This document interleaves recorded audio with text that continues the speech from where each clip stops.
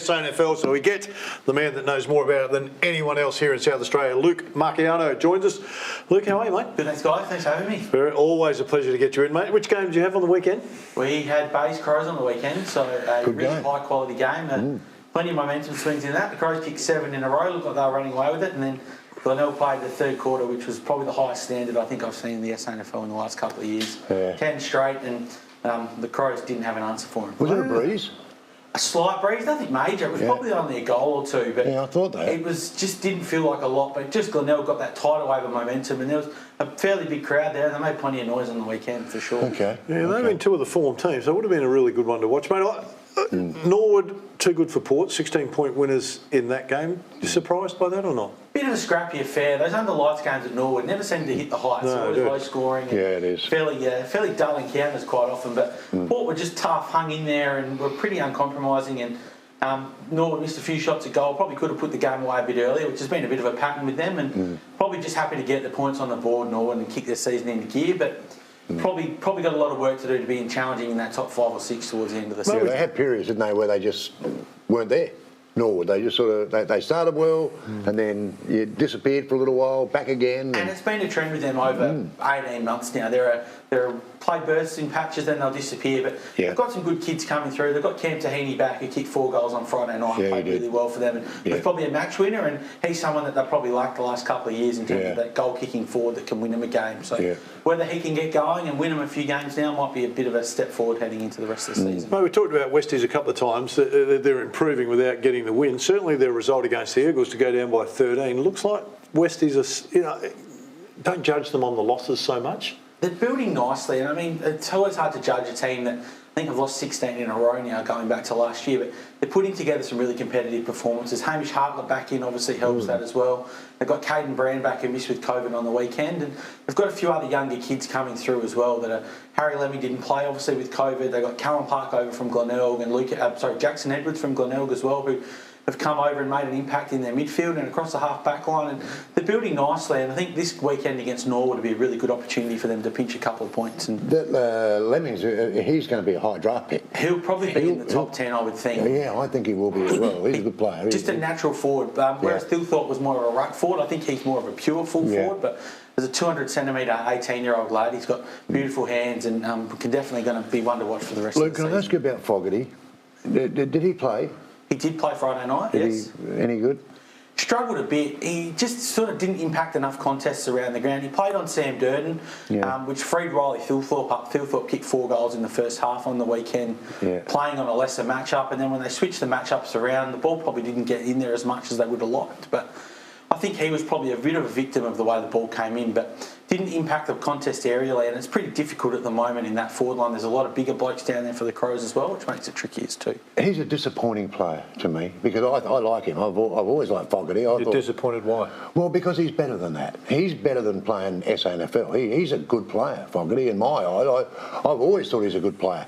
Didn't want him to play when they played Port, so I don't want Fogarty in there, because to me, he always looked like he's a dangerous player. But he doesn't do enough. He doesn't do enough. He doesn't do enough when he plays with Adelaide. And I had a look at that game on the weekend, the Crows and Glenelg. I didn't see him feature anywhere, and I thought, don't tell me you're not getting a kick in the SANFL level. You know what I think I want to do with him, Luke? And I know this is a bit left field or whatever. I'd get rid of him. I'd say, mate, and I think he needs to go somewhere else. I reckon he needs to go to another club. I really do, because I think he's a better player than SANFL. I really do. I think the issue with him is that he plays the same way as Taylor Walker. He's not a pack-crushing forward. He's a lead-up, hit targets forward, whereas I don't think he does that.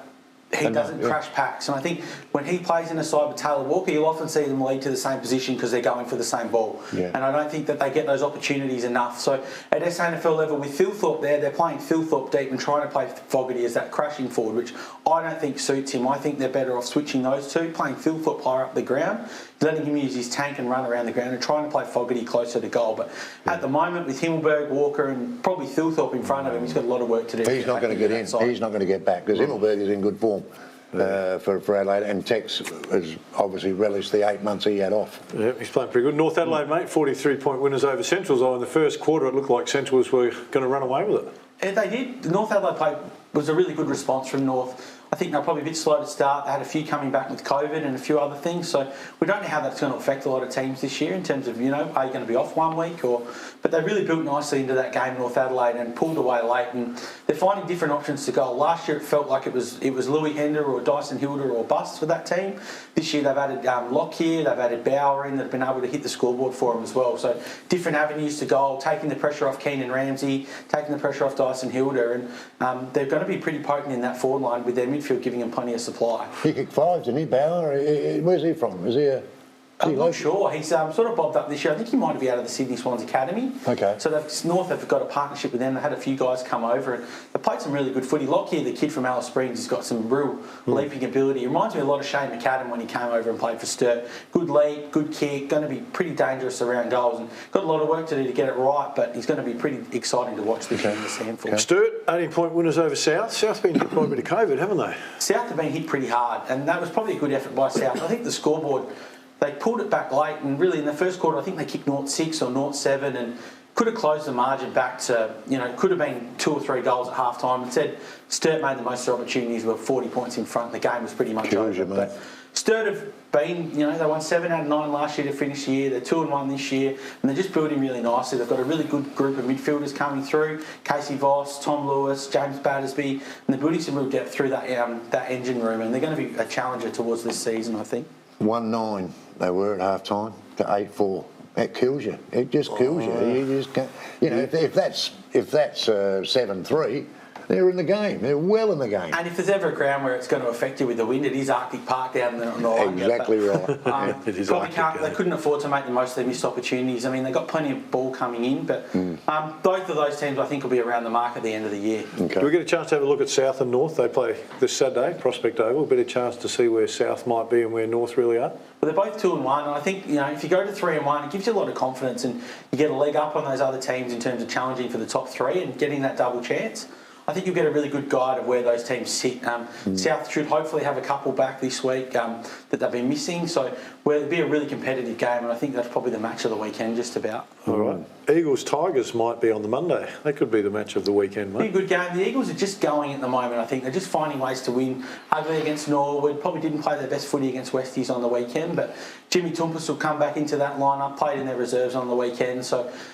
they're settling kind of Ballenden in as well. They should get Jared Redden back to play in the ruck, which will free Ballenden up to play forward. So they're just trying to fill some holes at the minute. They haven't really been able to accommodate the loss of Jack Hayes. Troy Menzel obviously didn't play on the weekend. So I think the Eagles, it's just about finding themselves again, acclimatising these new personnel and getting themselves settled for the second half of the year. But that Glenelg midfield, the experienced heads, Partington, Turner, Corey Lyons, who's come down from Brisbane, they were really dangerous on the weekend and they'll be hard to stop this weekend too. Luke, as always, mate, always great to get you in. You're a fountain of knowledge on the SANFL, mate, and a good cook at the barbecue end down at Glenelg too, mate. I don't mind saying that. Great place to get a meal. You need to get down and see them, but you've got to book early because they're always booked out. Stay with us. A little bit more to come on the show.